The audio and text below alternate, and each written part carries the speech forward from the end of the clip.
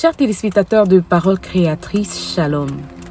Soyez la bienvenue à notre édition de la lettre aux compatriotes. Cette semaine, le titre sera le livre de souvenirs. Restez connectés pour la suite. Titre, le livre de souvenirs. Bien-aimés diasporiens, Shalom. Lorsque vous semez, vous devez aussi vous attendre à une récolte.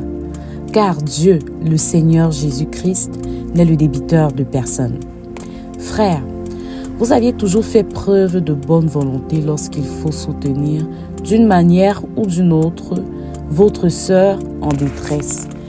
Vous vous êtes toujours montré volontaire à soutenir l'œuvre de Dieu dans le ministère de votre pasteur, ou même dans un quelconque ministère dans votre pays d'accueil, ou partout ailleurs où vous aviez eu vent qu'il faut faire quelque chose pour l'avancement de l'œuvre de Dieu. Sachez que votre Dieu vous observe et qui vous le rendra autant marqué. Vous aviez eu à poser un bon acte pour sauver votre chef, ou afin qu'on ne lapide pas un voisin, afin qu'on ne condamne pas un innocent. Vos actes empreints d'amour et de loyauté donnent de l'insomnie au roi.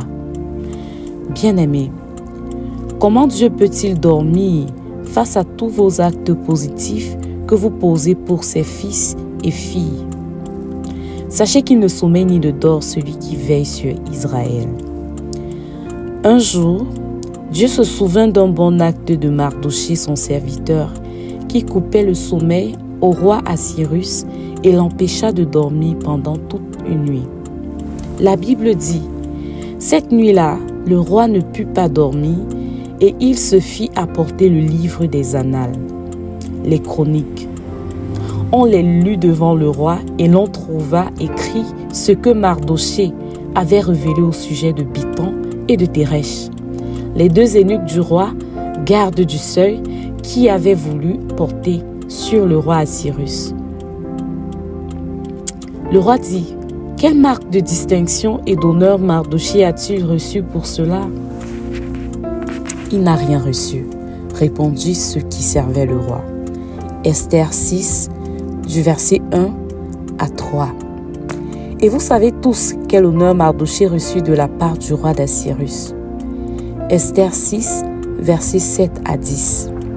Bien-aimés, vous ne devez pas vous lasser de faire le bien, car Dieu le fera concourir toutes choses bonnes à votre endroit. Ayez toujours une bonne conduite et un bon esprit. Faites du bien autour de vous et n'en voulez à qui que ce soit si personne ne reconnaît vos bonnes œuvres, car Dieu lui-même, le maître des temps et des circonstances par excellence, se souviendra de vous au temps marqué.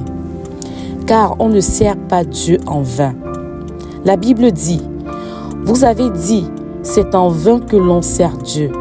Qu'avons-nous gagné à observer ses préceptes et marcher avec tristesse à cause de l'Éternel des armées? Maintenant, nous estimons heureux les hautains. Oui, les méchants prospèrent.